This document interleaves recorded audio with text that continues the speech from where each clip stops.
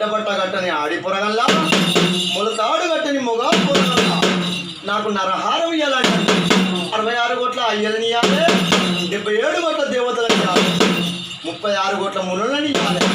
నాయన శంకర నాకు నరహారం పెట్టాలంటుంది.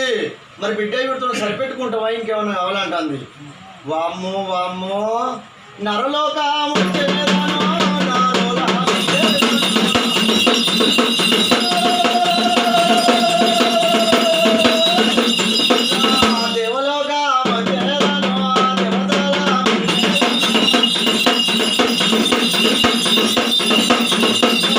అంటానే ఉన్నాదమ్మో అడవిలా